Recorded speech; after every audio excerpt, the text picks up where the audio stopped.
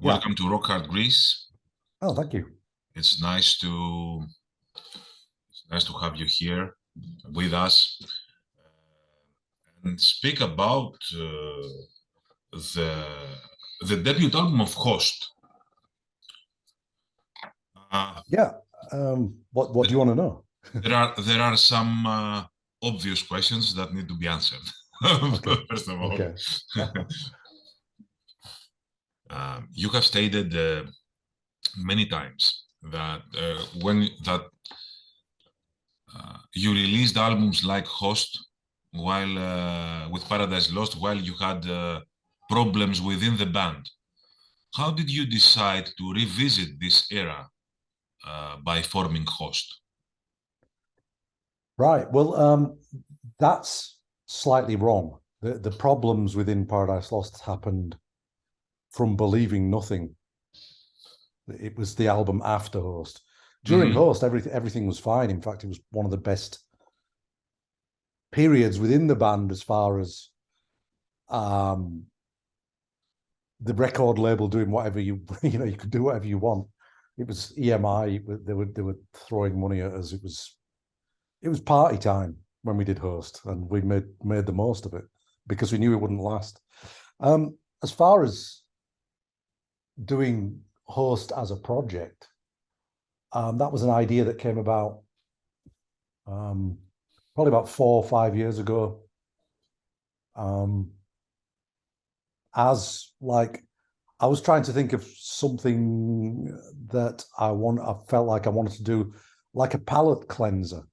Like between courses, you have a palate cleanser, kind of that kind of thing where I've been making so much music, especially with doing Strigoi and Ballenfire and Paradise Lost. All together, I wanted to do something that felt like a break from that, if you know what I mean. Mm-hmm. So yeah, about 6 years ago, I was at a black metal type festival in Bergen, Norway. I think it was called Blast Fest. And some real old school black metal guys came up and said that, oh, we really like the Host album. And I said, what? No metalers like the Host album. And he said, they said, well, we didn't like it at the time, or we weren't allowed to show that we liked it at the time. But now you're permitted to like it because of all the dungeon synth stuff and all that. So they said, actually, it's a good record, but the timing was wrong. So I just thought it was funny. I thought it was interesting that it took 15 years or whatever for some people to maybe admit that they might possibly like some songs. But fair enough. But then after that, I did think, what can I do to kind of do something to clear my head in a way? And I thought of doing not a continuation of Host the album, but something that reminded me of what inspired me to do that record in the first place. And that was the early days of getting into music and going to these clubs that because I don't know, in Greece, I don't know if you had dedicated metal clubs and goth clubs and punk clubs, but we didn't. It was all together in one club. Uh-huh. So you'd have the It was metalers in one. separated. It always Okay. was separated. Right. No. The goth guys and the metal guys. Yeah. Well, no. The people were separated, but within the same club.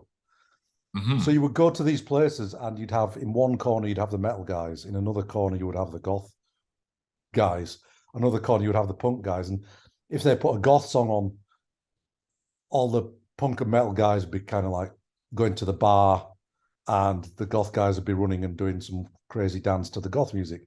And then if a metal track came on, the metal guys would run up to the dance floor, So it's kind of like that. It was just an alternative scene.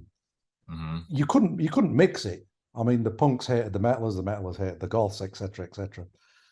But you were bombarded with this music all the time, so it inevitably became part of growing up. All this new wave and this goth music, and I mean, I started out in the punk scene, but I was constantly played tracks from metal and goth because I was in the same club, you know. So it became part of just growing up. And that's what made me do the Host album in the first place. And that's the same thing that's made me revisit that kind of inspiration for the Host project.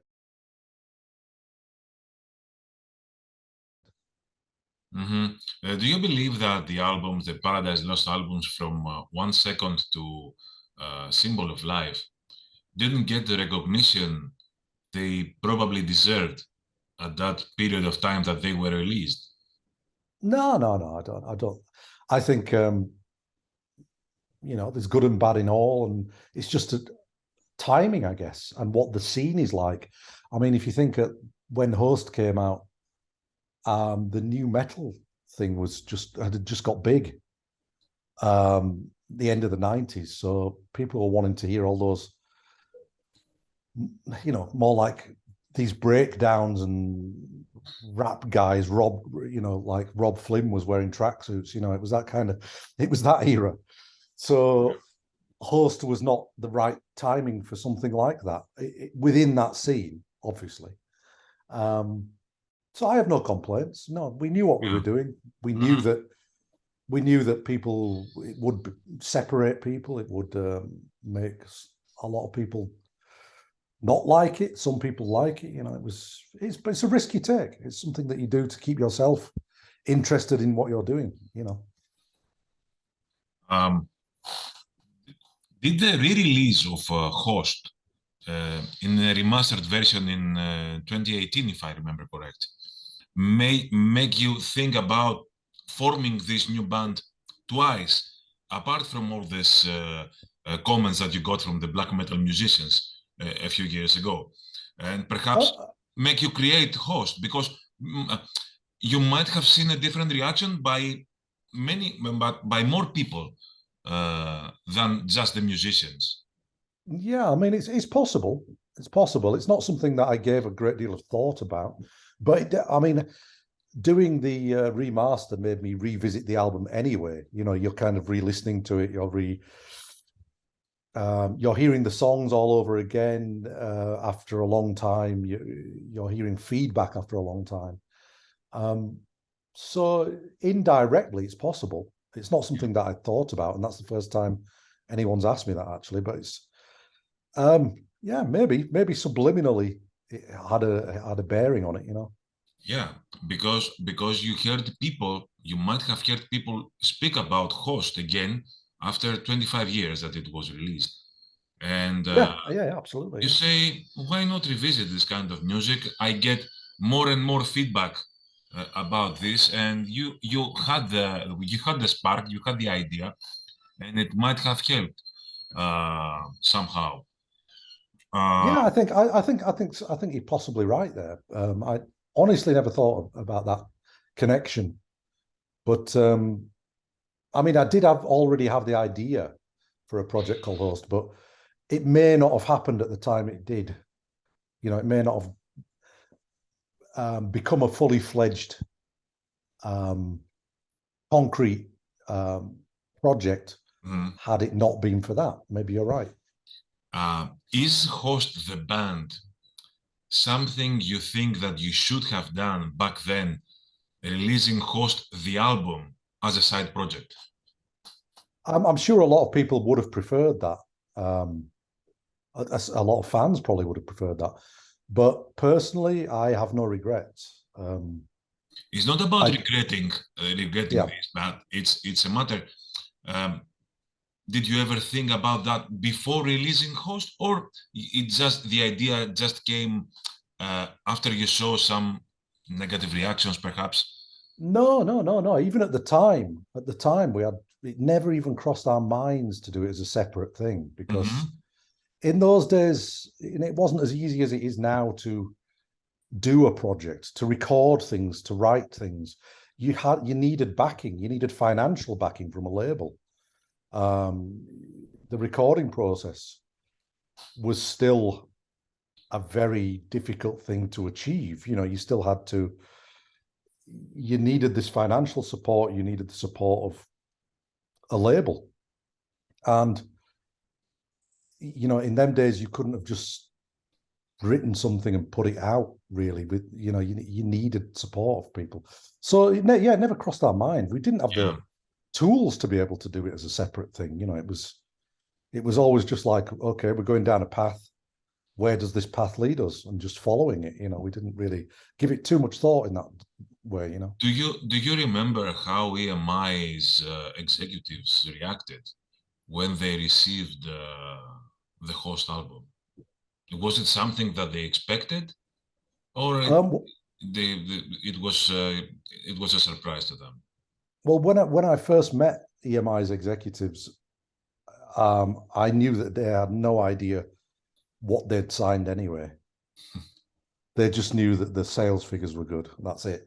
So when they received it, they were all just as you would imagine EMI executives at the time would be. They're all going, yeah, that's awesome. That's great. That's brilliant. Yeah, let's put it out. Let's do this. Let's do that. Which is great. You know, that's what you want from a label. But it wasn't until the backlash hit that then they thought, oh shit, they did something completely different, and we didn't really know what they were doing, you know. So yeah, because basically with the host, they just threw money at us. Nick and myself were on first class flights to just go and do interviews. You know, it was crazy. The recording cost £100,000 at the time, which we spent on hiring a stately home and then building a studio in it. We could have just gone to a studio, but we didn't. You know, and it sounds ostentatious, and it was, but we knew really that we just had to make the most of it because we would never be in that position again. Yeah. So we made the most of it. And it was fun. It was a lot of fun. It was exciting and fun. And then believing nothing was the hangover from that, you know, with the label as well. The label are like, right, we're going to be in the studio with you, holding your hand every second of the way and watching the purse strings and everything, you know. So it was it was kind of the opposite. Believing nothing.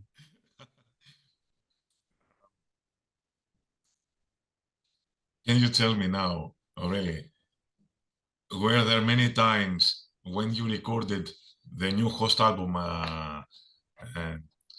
and you recalled the differences in technology when you created host, the album, and when you created the new host, the IX album of host? Well, I guess it's like space travel, isn't it? You know, you know, I mean, computers that take up whole rooms. You know, it's and now you just need a laptop, and you can be sat watching Netflix while you're making an album. You know, it was completely different. It was, I mean, back then, let me think what I was using. I was using Atari computers and triggering everything from Akai samplers with 2 megabyte floppy disks that you inserted. You know, it's so yeah, it was a lot more work. Put it that way. Everything took a lot more time. But without the ideas, it still means nothing, really. Yeah. You know, I mean, even now with a laptop and the best will in the world, you could still create an absolute bunch of crap because you haven't got the right ideas. But it does make it a lot quicker, and it does make it these days, and also quicker to go through ideas to see which are bad and which are good, etc. You know, when we recorded the host album, we spent 3 months doing it. These days, we could have done that in 2 weeks, you know. And that's possibly down to the, not all to do with that, but to some extent, it's to do with the technology and the techniques involved, you know. Yeah, of course. Is it true that you wanted to have host the band as a solo project? Yeah, Yeah. Well, I didn't. It wasn't like wanting it as a solo project. It was just I had an idea to do something a few years ago, and I just thought, oh, okay, I'll start doing some ideas for it. I had no idea what it was going to be. Initially, it was just going to be an instrumental thing, just like just messing around, with sounds and sound design and different hooks and things, and then the whole pandemic thing hit, and it became no fun at all to do as a solo thing. It was just like boring. So I thought, okay, what should I do? Okay, well, if I'm going to call it host, makes sense to get Nick involved. So I asked Nick, and he said, "We'll send some stuff, and we'll just see how it goes." So it was always a work in progress, really. There was never any concrete idea to make it a solo project. It was just something that I was tinkering with, some toying with. And because of the pandemic, it became more of a collaboration and a reality, And I still can't believe that Nuclear Blast signed it. It was kind of the last label that I thought would even entertain it. It was, but I guess times have changed.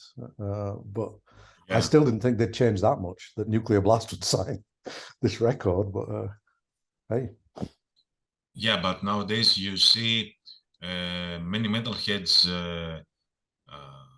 going to shows from Perturbator, from Carpenter Brute. Can you tell me, how do you see this 80s revival scene with this kind of guys, this Carpenter Brute and Perturbator? Because I'm telling you, because in the limited edition of the album, I think that you have a remix of Tomorrow's Sky by Ghost, who's one of the biggest dark synthwave names of the new times. How do you see this? Well, I mean, I think a lot of this stuff was on the back burner for a long time before it got big, because I have a friend. In fact, one of my friends that I started Valenfire with, a guy called Mully, who's been a synth guy for a long time, for like 30 years, a proper synth guy, And he was around all that Carpenter Brut stuff before anyone even knew about it, before anyone was interested in it. And I wasn't interested in it either. And it just it was interesting to see it become part of the, not only get more sales, but become part of the metal scene, which was really odd. I never thought the two would mix, but I think the reason it got so big so fast is possibly because of the, I know it sounds weird, but like the Stranger Things type retro thing that was going on. All you need is a meme these days, and it's big. Look at the Wednesday Addams thing and a dance. It's all you need is a meme, and you're already millions of followers or whatever. And it's personally, I don't get that, because I'm not a social media guy at all. I don't even have any social media. Yeah, but you see that even Master of Puppets got even bigger from Stranger Things. And Kate Bush, I was listening to Running Up That Hill while I was going to elementary school. And now, but this is still all 80s stuff, isn't it? But I mean, this all made the 80s revival. But I do think that helped bring the stuff like Carpenter Brut and Perturbator even more into the. I know they'd already started with the sales getting better and better, but I mean, I remember being asked to go to a Carpenter Brut gig, and this is not that long ago, and it was like 50 people. It's not too long ago, and now it's a big thing.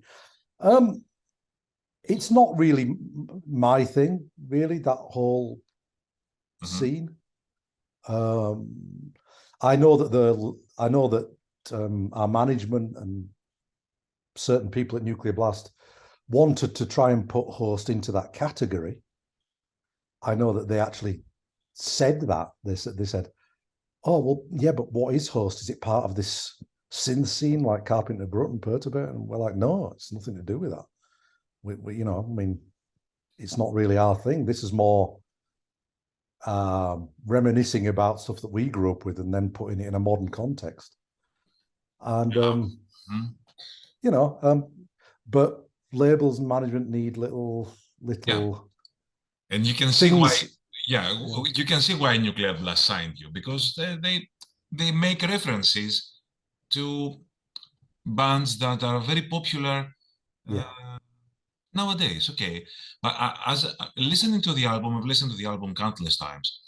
Apart from the obvious Depeche Mode influences, I think we hear things from Nine Inch Nails. We hear things from electro goth bands like VNV Nation, like Clan of Zymox, like Diary of Dreams. Is that so? Am I hearing well?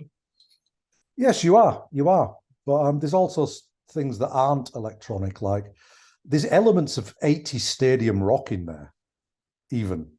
You know, like Simple Minds and Duran Duran. There's slight elements of that because, yeah, I wasn't into that stuff at the time, but it still infiltrated my growing up years, you know. And I wanted to kind of include that somehow.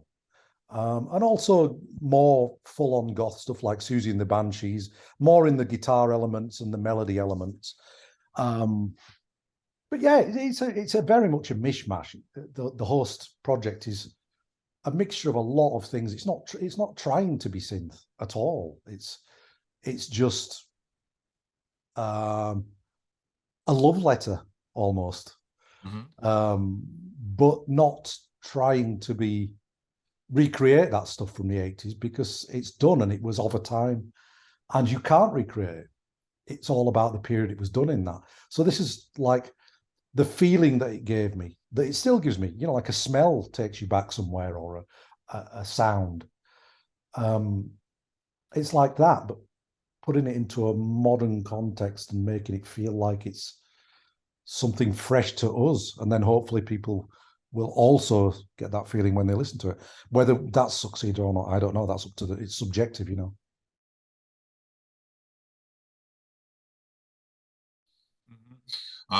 You have an excellent taste in covers.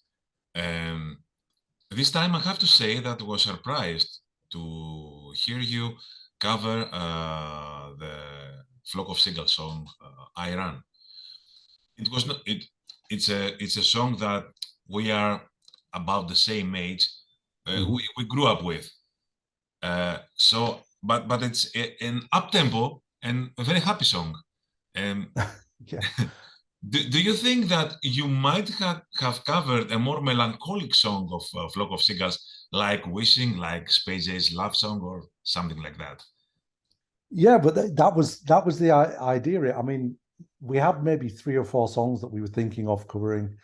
Like? And what did I have? I had a Susan the Banshees song that's Israel. I love the song Israel by Susan the Banshees. I was thinking of that. What else were we thinking of?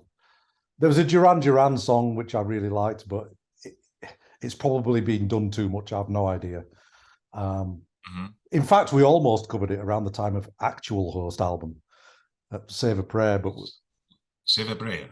Okay. Yeah, I actually did it musically in 1997, but I never finished it. But no, Nick came up with the idea for I Ran, and you know, I hadn't heard it since the 80s. So I listened back to it and I thought, I don't know. And then I thought, but the melodies are melancholic. The melodies are in a minor key. It's just the music that's upbeat and up tempo. And maybe if I completely like stripped down the music, but kept the vocal melodies the same and turned it into something much sadder, it would work. And I think it works, but I would be the first to admit it's not as catchy as the original, because as soon as you do something like that, it becomes instantly more about atmosphere than the hooks, I guess. So it's not as catchy as the original, but I think it's a lot more atmospheric and moody, and that was the idea. To Yeah. do a cover, you want to make it your own, so you try and do something like that. In effect, it's a little bit like when we did the Small Town Boy cover. That was Nick's idea. I said, no way, I'm covering Small Town Boy, and he said, oh, come on. Would you believe that this would be your most famous, let's say, song on Spotify? I know it's crazy. It's crazy, but It's crazy. and it's also kind of sad that you spend so much time. Yeah, and your best song and your Yeah, most heard song is a cover. exactly. You spend so much time By the way, working on these records. have you heard the rendition of Small Town Boy by a very strange band called Depressive Age or DA? No, I haven't. No. You should. You should What take a what's listen. that? Like, what is that? Is that similar to ours, or is it? It's gothier. Right. It's not a gothic band. It was a prog metal band, let's say. I think they Oh, reunited now, but it has a very gothic feeling. It was done late 90s, around 98 or something. You should take a listen to that yeah, I will do. I will version do. Yeah. too. It's very interesting. It's very interesting. Ah. Don't know if you plan to do some live shows with host, but don't you think that playing a few songs of the album and putting some Paradise Lost from the era of 1 second to Symbol of Life, adding some of your cover songs like Walk Away, like How Soon Is Now, like Small Town Boy, would be a great thing for your fans. There are two schools of thought on this. I agree with you. Mhm. I think that it might be interesting to bring some of that stuff back. Nick completely disagrees with you. He Yeah, thinks it should be kept completely separate from anything Paradise Lost. yeah, but And I can we say, are two and Nick is one. yeah, true. Maybe I can give you his number and you can persuade him. But yeah, I can see both sides. I can see both sides. That because Nick he really wants to keep it totally separate, and I can see the merit in that because it's not the band; it's just two people. Mhm. It's not the whole band. But yeah, by the same token, it would be interesting to revisit some of those host songs and do that. So I would say watch this space on that one because we're maybe we'll have a celebrity boxing match to figure it out. I don't know. Yeah, and and either way, it's a host. Host the album, host the band, just play Hmm. host songs. You're playing host songs anyway. Yes, well, I've already believe me, I've mentioned this a few a few times. It's a discussion in progress, shall we say? So should we wait to see host live? Personally, I think we should do something with at least the festival circuit. At least Yeah. do some festivals. Hmm. So that's something we're looking into. We Hmm. need to see whether anyone's interested first. Yeah, yeah, and talk about another album and all that things. So it's a completely fresh thing, very different, and you need to know how it goes, how people will react to the album and the Ex- songs. yeah, exactly. I mean, releasing a few videos on YouTube and seeing some feedback is a different thing to seeing how the record sells, Yeah. and whether that translates into people going to see you at a festival. It's a very different thing. So, I mean, the album's out in February, so I guess we get to see. That's Jesus. That's next month now. Yeah. Wow, that's gone fast. Yeah, so I guess then we get to see the scale of it or the scope of it and see what we can do with it. Because I think with something like this, you need to put on some kind of show. It can't just be like a metal show, where you can't just stand there headbanging. You got to do something with it. So that's going to have to be thought out and planned as well. And then of course that's all got to be paid for. So And logistics. yeah, it's a thing that fans cannot easily understand the logistics. But Oh, it's crazy. It's crazy. The thing that constantly annoys me is seeing spreadsheets of gigs that we're doing as Paradise Lost. And you see how much you're getting paid, and then you see the profit. And it's like, what? Where is all this money going? And it's like it soon adds up. You know what I mean? So it's yeah, the logistics of just traveling and flights and hotels and visas these days and cost of living even and Yeah, fuel and it's the energy crisis that has ruined yeah. everything. Yeah. I mean, we did some shows in America at the end of last year. We went and did Psycho Las Vegas and a couple of other gigs, and just the cost of living in America has gone through the roof. It's insane. It's like America is more expensive than Norway now for food.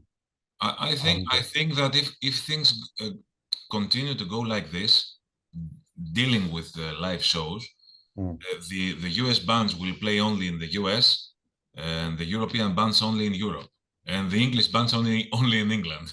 yeah, I think it's already starting. I think it's already Yeah, starting yeah. to be I like see that. that. I see that. Yeah. So I mean, we need to kind of build a bridge or something. Well, we've already got a tunnel, I know, but we need to do something so we can get to Europe more accessibly somehow. You know. Yeah. Uh, how are things with Paradise Lost? Because our time is running out. Uh, Yeah, Paradise Lost. It's all good. We still have more stuff to do. More.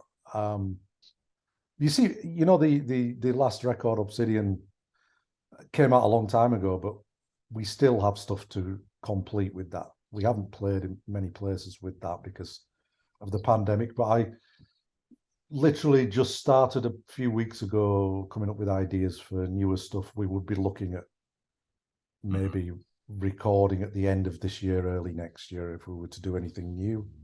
But yeah, things are good. Things are. what's going on with your drummers? Have you decided on a permanent drummer for the Uh, band? we, we have like it's like a fruit machine. You just pull a handle and see who Yeah. pops up. You know, it's yeah. I don't know. I know it's very Spinal Tap, but we're kind of used to it now. So it's yeah. I mean, I'll never understand drummers.